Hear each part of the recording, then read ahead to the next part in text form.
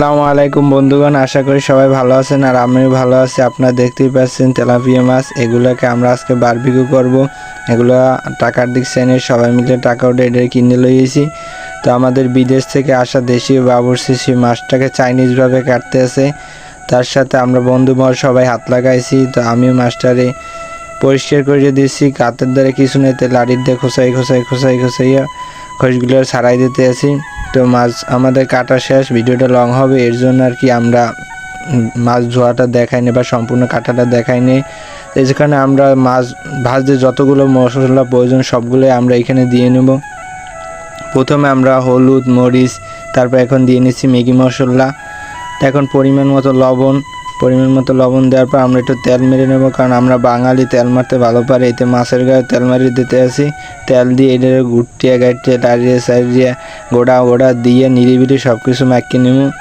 তো এটার মাখার পর আমরা আর একটা মশলা সেটি দিয়েছি আমার এক বন্ধুর, এটা হচ্ছে বারবিকিউ মশলা, টাহার দেখছেন, ওইটাও 80 টাকা দিয়ে কিনছি। কেনার পরে ওইটাকে এখন সেরবো, এটার ভিতর দেবো। এই সেরা হয়ে গেছে, কিন্তু ফুটোটা করছে ছোটো, আর একটু বড়ো করলে ভালো হইতো। যাই হোক, ওই আর কি ফুটোটা ভালো পড়তে আসে না, তো এটা দিয়ে নিলাম সব মশলাটারে। এখন আবার তেল দিয়ে একটু লাড়িয়ে সাইডে গোড়াগাড়ি করে এটা সম্পূর্ণভাবে মাখিয়ে নেবো।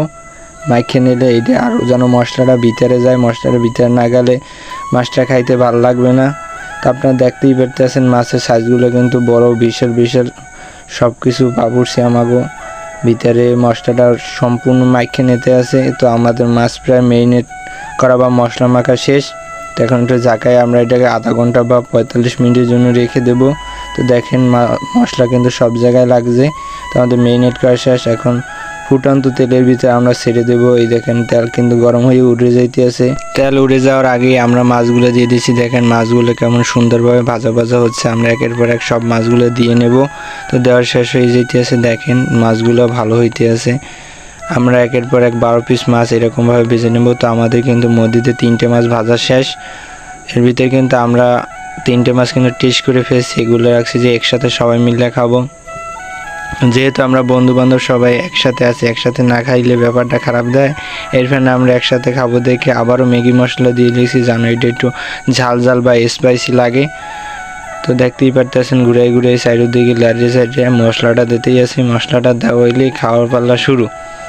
দেখতে পাচ্ছেন সবাই কিন্তু খাওয়া শুরু করে দিয়েছে, কিন্তু আমি ভিডিও করতেছি, আমার একটু বাগেও দেয় না। ওটা কোনো ব্যাপার না, বন্ধু বান্ধবের বিষয়ে এগুলো লইয়ে থাকে। তো আমরা আজকে খেতে থাকি, আর খেতে এখানে ভিডিওটা শেষ করে ফেলেছি। মাছটা কিন্তু সেই স্বাদ হয়েছে। তো আজকের ভিডিও এই পর্যন্ত। সবাইকে আসসালামু আলাইকুম, সবাই ভালো থাকবেন।